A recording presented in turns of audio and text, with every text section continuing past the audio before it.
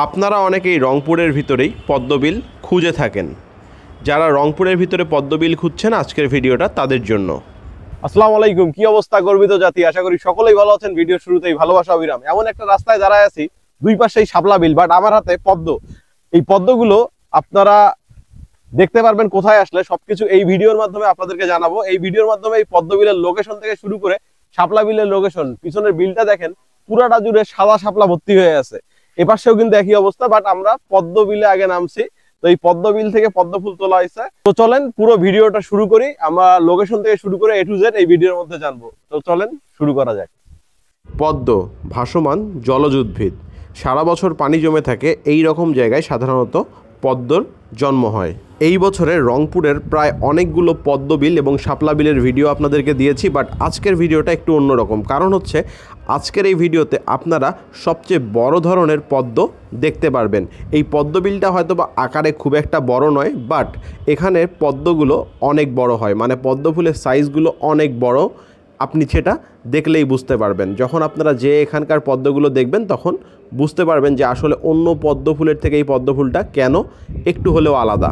এই পদ্ম ফুল দেখার জন্য সকাল 6টার সময় আমি বেরিয়েছিলাম রংপুর বাংলাদেশ ব্যাংকের মোড় থেকে।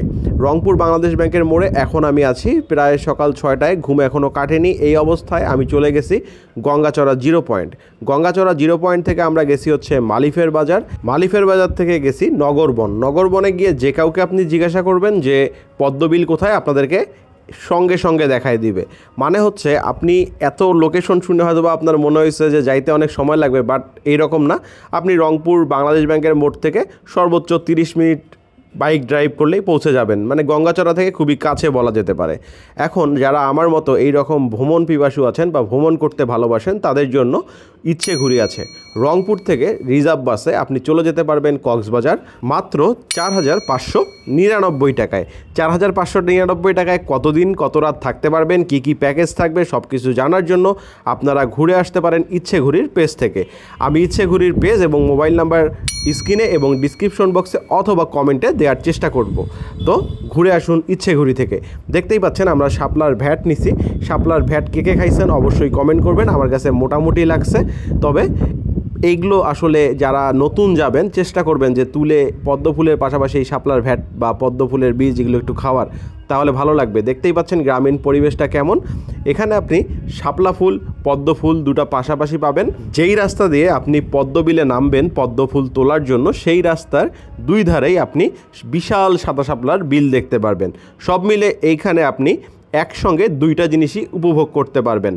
এখন এখানে যারা যাবেন তারা কখন যাবেন আমি আগেই বলেছি, অবশ্যই সকাল সকাল যাওয়ার চেষ্টা করবেন। কারণ হচ্ছে এই যে ফুলগুলো পদ্ম শাপলা এগুলো কিন্তু সকালের দিকেই বেশি ফুটে থাকে। তো যদি ফোটা ফুল দেখতে ইচ্ছে হয় বা শখ জাগে, তাহলে অবশ্যই আপনাকে সকাল সকাল যেতে হবে। এখন সকাল সকাল বলতে কি খুব ভোরে যেতে হবে?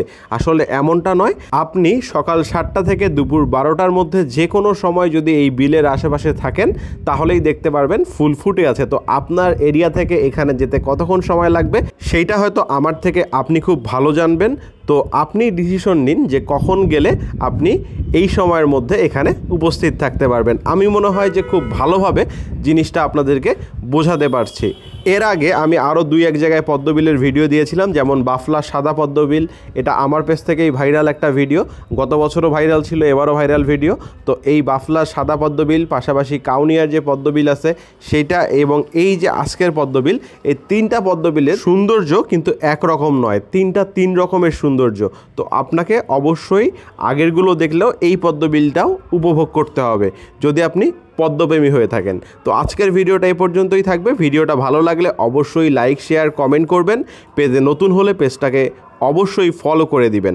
আর যদি এই ভিডিওটা আপনি আমার ইউটিউব চ্যানেল থেকে দেখে থাকেন, সাবস্ক্রাইব মাস্ট। আপনার জানা শোনার মধ্যে কোনো লোকেশন থাকলে অবশ্যই কমেন্ট বক্সে জানাতে পারেন।